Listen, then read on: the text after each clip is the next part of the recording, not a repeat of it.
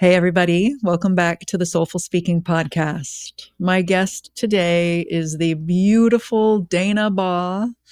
Dana and I have known each other for so many years now. Another Dana introduced me to her. She's an executive coach and an organizational change consultant, and I'm going to let her story tell you even more.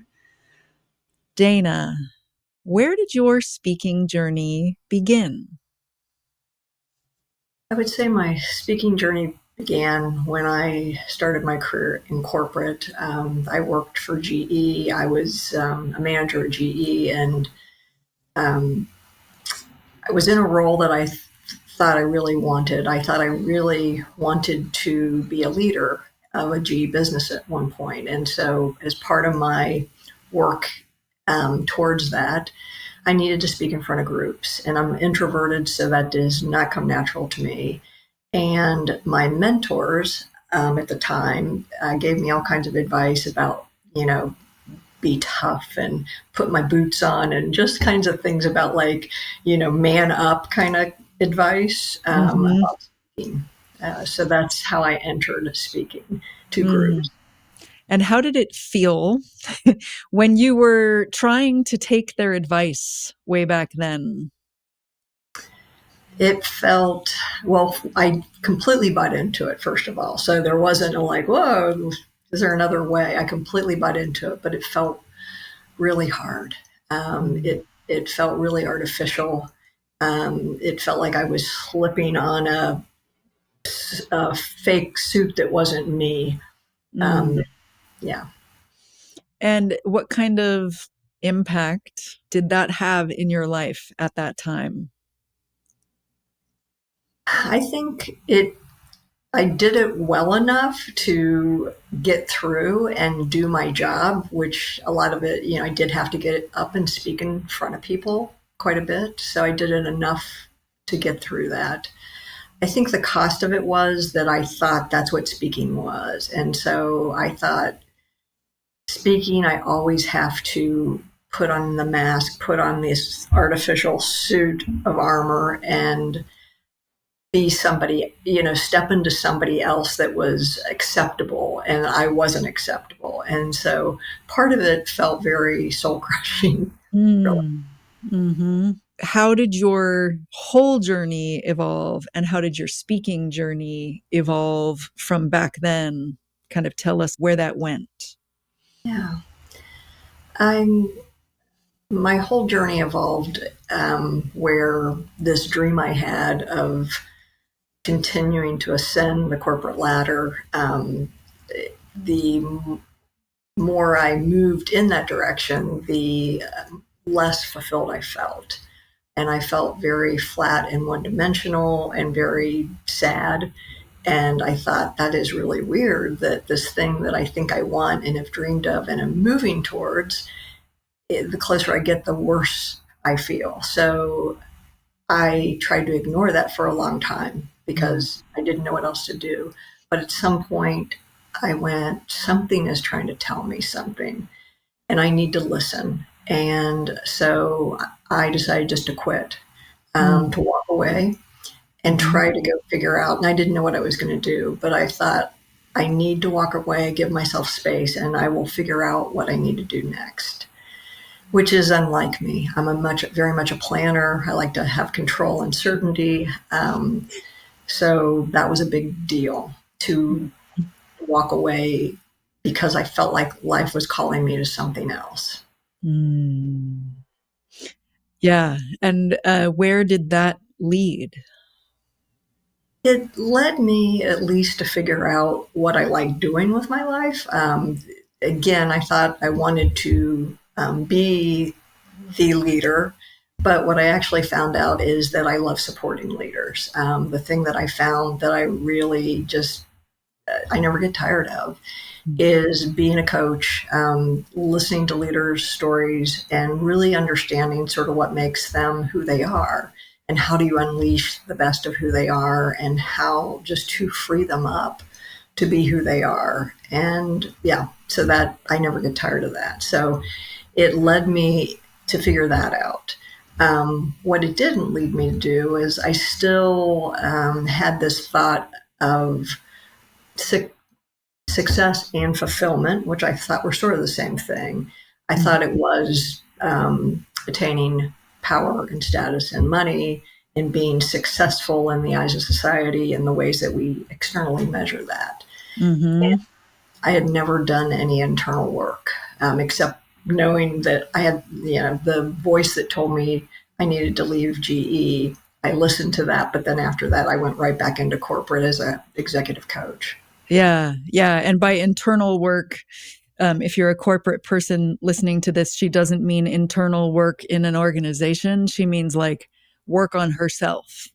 So listening to the moment where your intuition was saying walk away is an example of a moment of internal work. You listened and then drifted back and went into corporate and had more to learn. What was the next step in your speaking journey? And I know you may go back and forth between speaking and your overall life journey.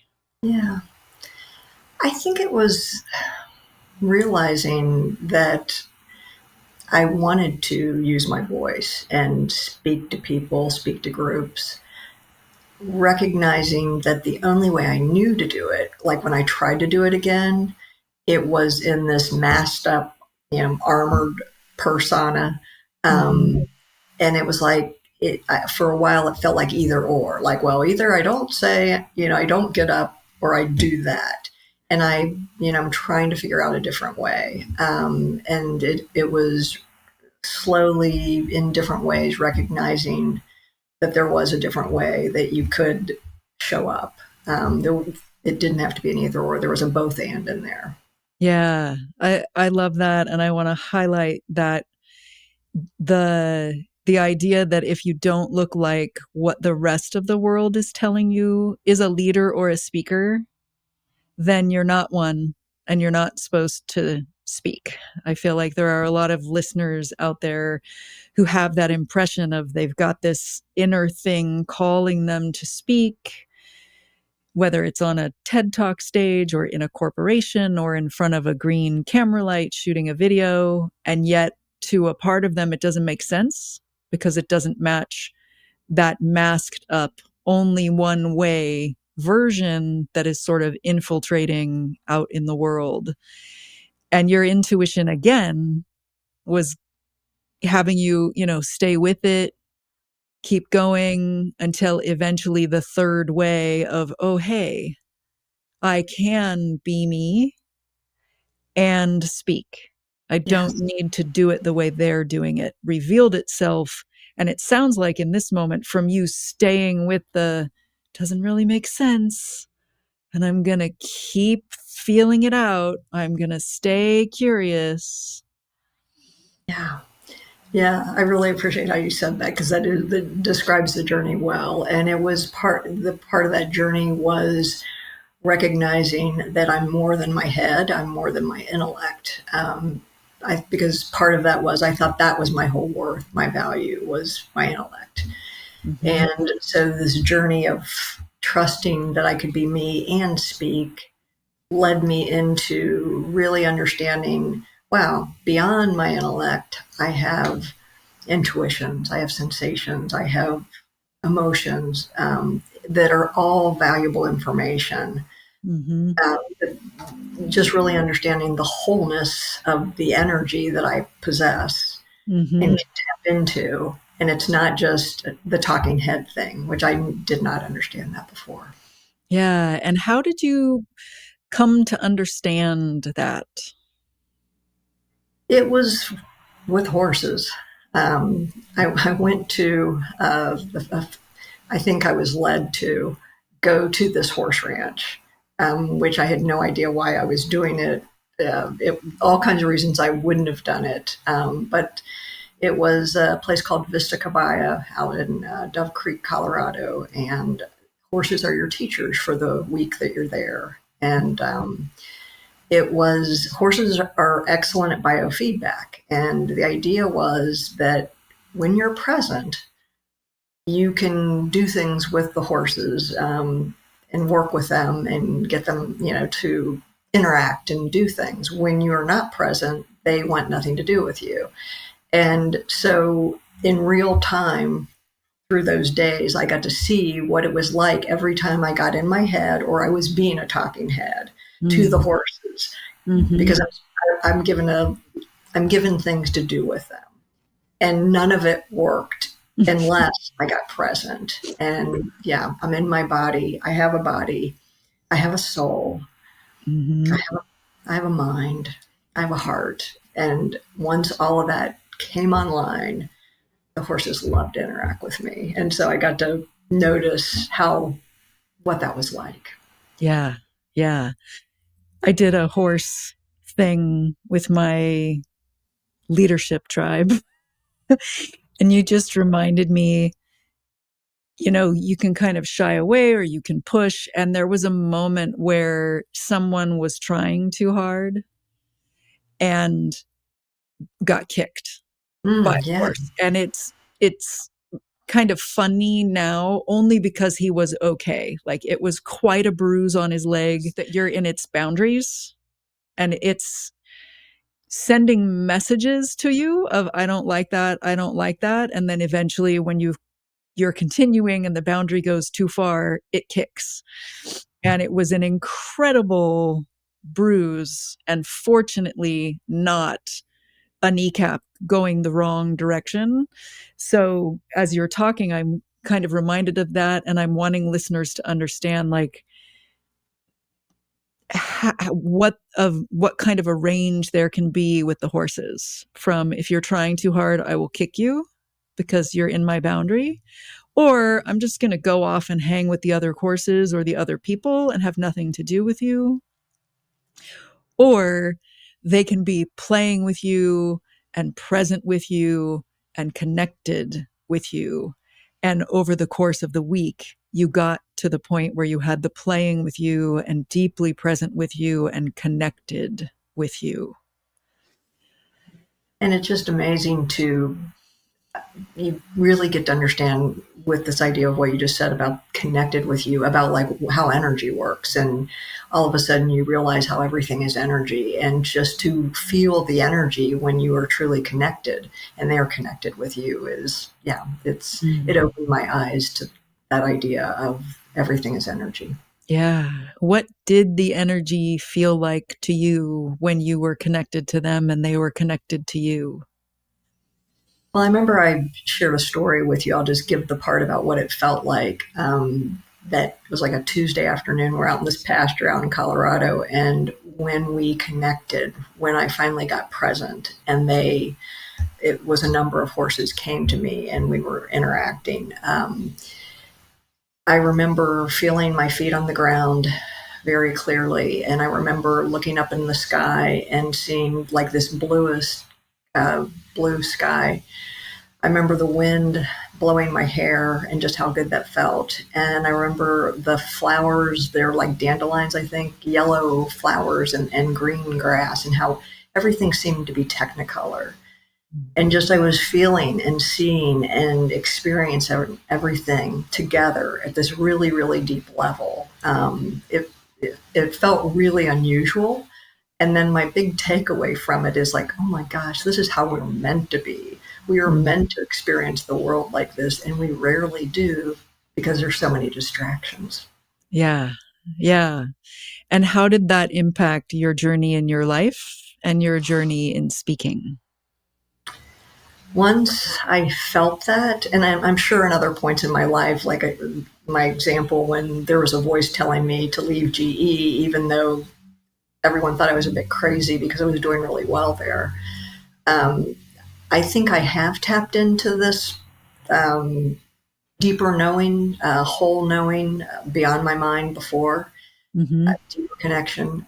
I think that at that point, it was like there's no going back. I do not want to go back to how I was before, where I thought living from my head was all there was. And not that I stay here present to what's present all the time, but that's my intention.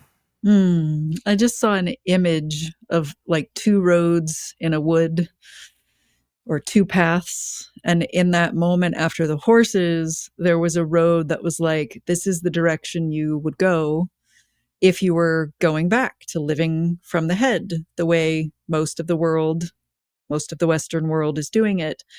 And then a road another direction that was, if you take this other path, you will feel that again more often.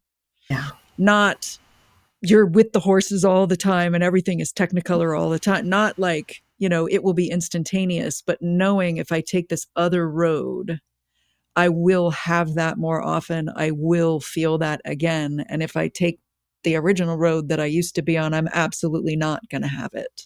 Yeah. What has your road to feeling that more and more often been like?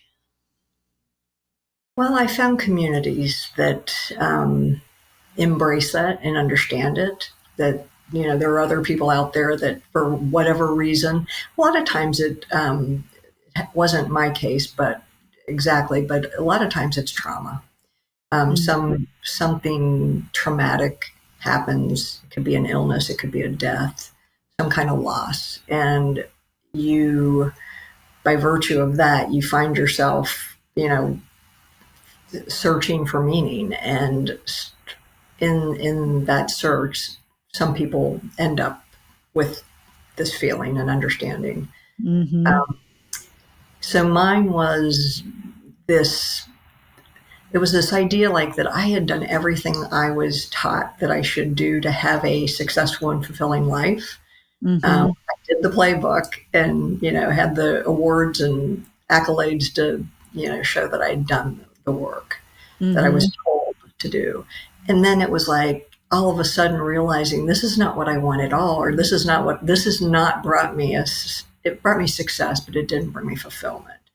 And so this idea, like, I'm been sold a bill of goods here, this is not reality. Mm-hmm. This is some illusion that I bought into. Mm-hmm. And so I think what's helped me on my journey is finding other people that, for whatever reason, were um, snapped into, like, whoa, if this is an illusion, then what do I want my life to be? What is real for me? And finding those communities. And some of them are like, I find the Soulful Speaking community, the Speaker Studio, one of those places. I'm part of it's called the Healing Den. It's a presence-based community where we do present practices. And that's, other people who understand that it is something you have to be intentional about. Mm-hmm. And they're all walking their version of that path to have it more and more and more. And I believe, of course, the more time we spend in community, safe spaces, sacred spaces that are looking for that, from yoga to the healing den to the speaker's studio, the more time we spend in spaces like that, it's like we build up an escrow for that sort of turning the volume down or decreasing the escrow of live from your head, follow this playbook, and turning up the volume and building the energetic escrow of this presence, intuition path. Yeah. Yeah. I'm making me smile because since COVID, I don't travel as much, but when I used to travel a lot more, it it would be like I'd get built up with my escrow of, okay, I've got my practices and, I feel really solid and grounded. I can really experience all of me, not just the mind. And then I'd be running, traveling from thing to thing for business and Mm-hmm. making the rounds in these corporate places. And then all of a sudden it was, yeah, like I was back where I was before. Yeah. Yeah. And back where I was before, I've come across a lot of people who, in their lives, they're pretty far along on that presence path.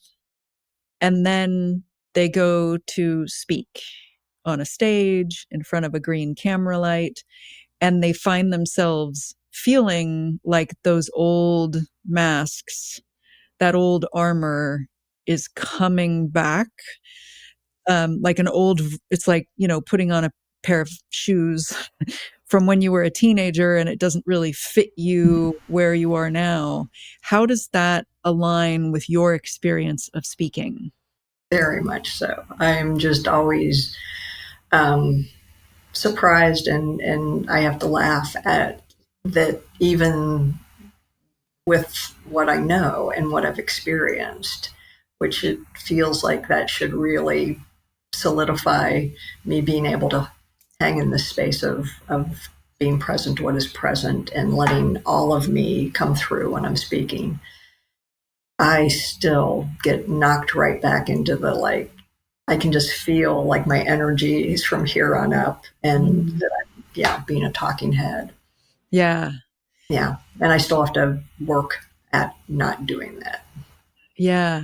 Yeah. And what's your top mask in the speaker alter ego quiz? Was that the one, the nervous Nellies? That's the soul suckers. So the Oh, soul suckers are the part of us. We're complex. We've got, our soul and our inner teenager and many, many, many parts inside us. And the soul suckers are the ones that are trying to protect us, and they tend to suck the soul out of our voice. And they are the part that often is guiding us to go grab the mask. yeah. So the nervous Nellies are nervous. I don't have enough time. I don't have enough money, something like that. And then if we speak, they're like, okay, if you're going to do it, go over here and grab this mask to keep yourself safe. That's it. This feels safer. Yeah. Yeah. Yeah. This feels safer. It doesn't feel as present or alive. The masks are the heady hipster, the porcelain doll, the deranged mannequin, the jivin' Mine's, jokester, and the peppy pleaser. I think mine's deranged mannequin. There's a lot of deranged mannequin energy in the corporate world. It's my top. So I love telling people this because a lot of people feel like that has the absolute worst name. And then I kind of go, it's mine.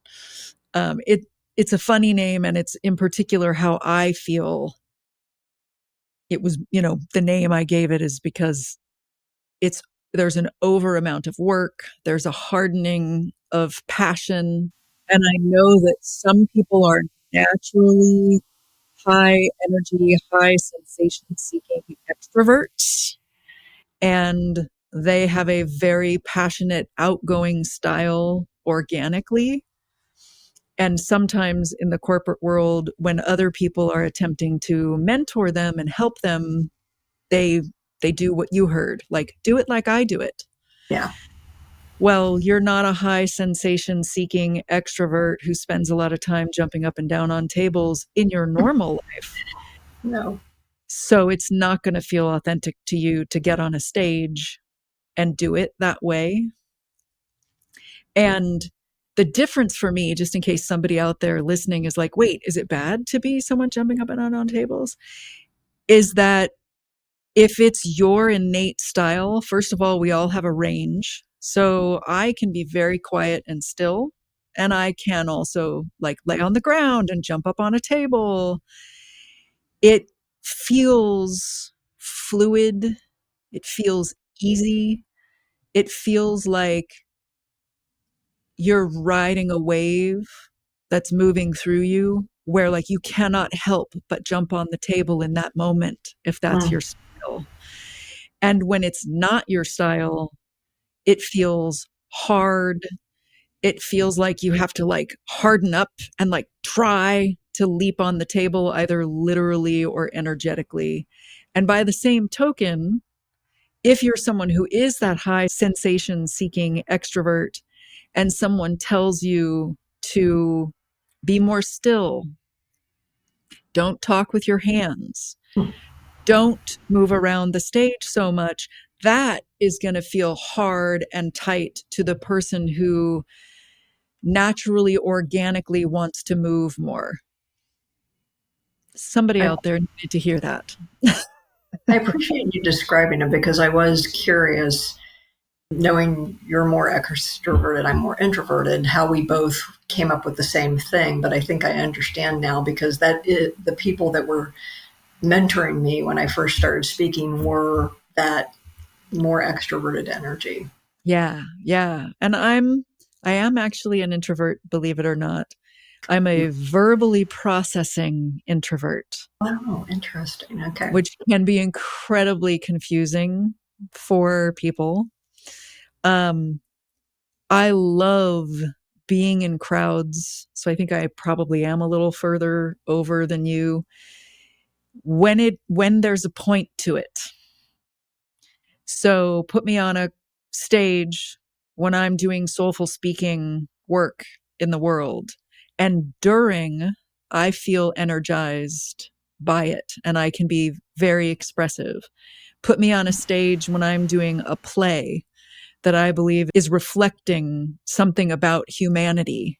And Mm. I love the energy of the live crowd and I ride the waves of that energy. But you put me in a bar on a Friday night where it's loud and there are people there that are like, they want to sit at the bar. They want to hear, the music going and the people talking and the sports ball games on the televisions all blaring at once. And I just want to curl up in the fetal position and go home because it's not that there's not a point to that, because there are people who absolutely love that environment. It is nourishing to them. I wasn't born for it to be nourishing to me. Yeah. Mm. Yeah. So, what is life and your speaking journey like these days? I would say it is about trusting myself to show up and see what happens. Um, One of the things that has come to me of late that feels like something I important is I feel like I have spent so much of my life trying to figure life out, trying to have certainty and control, and all the things that that means you do in order to do that, all the ways you cut yourself off from being present as you're in your head trying to make things happen a certain way and figure it out and again it's usually out of fear. It's usually I'll be safe if I do it this way, things will, Mm-hmm. yeah. So what has come to me lately is this idea of noticing that when I'm living life out, which means I'm being present to what is present, and I am meeting the situation and not figuring it out, but through my mind and through my body and through my intuition, I am getting information about what would best serve me, what would best serve the other people, what would best serve the circumstances I'm in right now. And then let that flow. And it might be, it's hard to describe the difference between that and the figuring it out, but boy, it feels really, really different. Mm. Can you give us a little bit more about how it feels different for you? Um, yeah, I mean, this seems like these are just such simple things. Like I was at a leadership retreat, and we were every time we were put in small groups, and they would just say, go find, 3 or 4 people. And before, I would get really anxious about that, like, oh my goodness, I want to make sure, I find people, and I'm not standing in the corner and everybody's got people and I don't, for whatever reason. Just in this very simple example, or even when we went to lunch, like, what table am I going to sit at? So I spent a lot of time like trying to figure out, like, pre-plan, like, well, who might I want to partner with, where might I want to sit at lunch, those kind of things, taking my energy, not Mm-hmm. being present in my head, trying to figure this out. Yeah. And instead, it would be like, what needs to happen will happen. And when I'm in the moment, it was just amazing how other people that wanted to connect and be in a group with me, we would just like Mm. electricity, like we find each other. Yeah. And we got together and it was like we were meant to be together. We there was something that we shared that was like, oh my gosh, I so needed to hear that right now. Mm-hmm. Um, so it was these little things of trusting to be in that moment and see what happens, and something that's supposed to happen happens. Yeah. Synchronicities, all the most important people in my life I've met somehow more from what you're describing, where even before I was working on that very kind of stuff myself, I just happened to have a moment where I was more in my body and looked over, across a room in graduate school on the very first day.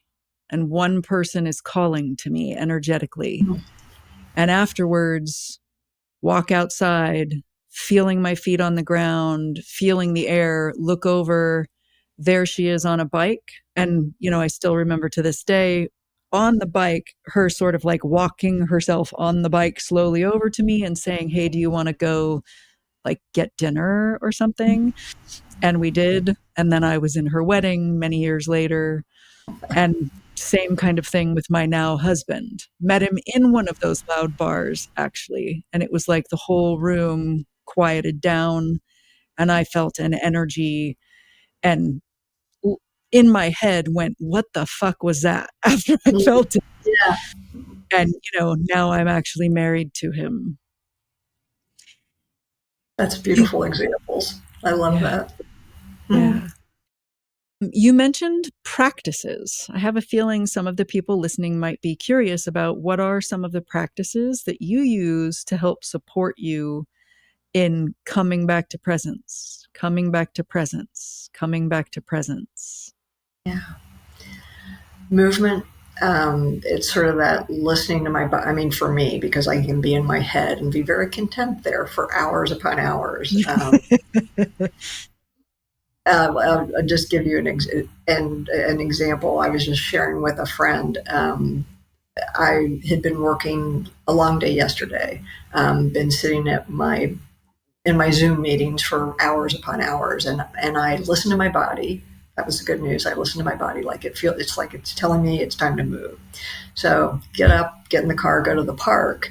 Well, what I wanted to do was there was this juicy podcast had been wanting to listen to. I'm like, oh, here's a time I can listen to the podcast.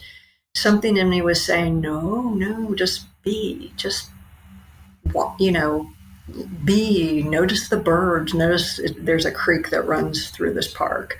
Notice, what's going on around you. Don't turn on the podcast. And Mm, so, yeah, that's part of the practice is get out and move, but part of it is also like just listening to what you need in that moment, in a more holistic way. So that's yeah. a practice. Yeah. So a combination of movement, your body, and your intuition. Yeah, yeah. Yeah. So that's nature really helps me. That's why, so that's part of what I just described too, is being in nature. There's something we had for many years before we moved. We had a cabin in the Superior National Forest, which is on the Canadian border of Minnesota and Canada. And it was just idyllic in terms of being in nature. And when I went up there, I couldn't figure out like why I instantly felt present and Mm, just different. And civilization was pretty far away. I mean, you had to go at least an hour to get to a store. mm-hmm. So it was out there. And what I just started thinking one day when I was out walking in the trees is like the trees never are saying you're not enough, or you should be this way. And so just that non judgmental being, they're present to us in a non Mm-hmm. judgmental way. So that nature teaches me that, Yeah. reminds me. Beautiful. Beautiful. What advice, what do you want our listeners to know? I guess that it's that if you're feeling like something's like, wow, I have the Parker Palmer quotes coming to my mind. I'll just paraphrase, I'm not saying it exactly, but it's something like, to all appearances, my life looked quite successful, but the soul doesn't put much stock in appearances. It's something about that like we think we're doing all the things we need to do for fulfilling life, but some part of us is trying to tell us that we're missing something important. And I think when we just take our cues from society, we're definitely going to miss that something important. So it is sort of open up, listen to yourself and what wants to come through. And in your own way, in whatever way works for you, can you start to walk the path and embrace or see what's there and experiment with that, play with that. Beautiful. And if our listeners, if there's somebody out there feeling called to connect more with you and possibly work with you, how can they find you? Probably my email address would be the best way. It's Dana, Dana, at DLBAUGH.com.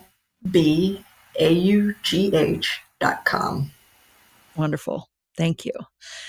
And now we're going to go ahead and shift into our Pivo pivot. I'm going to ask a series of questions, answer each one word or a short phrase. What is your favorite word? Curiosity. What is your least favorite word? Hate. What turns you on creatively, spiritually, or emotionally? Love. What turns you off? Ignorance. What's your favorite cuss word? Fuck. What sound or noise do you love? I was going to do like my sound I make to myself, like, ah. And what sound or noise do you hate?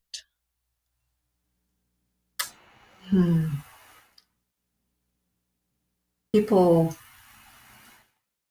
screaming in ways that are very not present. Mm-hmm.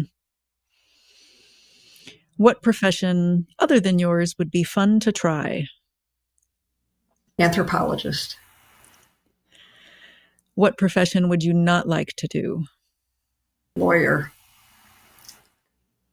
And Dana, what do you hope people say about you on your 100th birthday? She saw me. She listened. She made me or helped me see myself more fully. Thank you for letting me see you fully and our listeners see you and hear you fully. It's been great to be with you. I really appreciate this.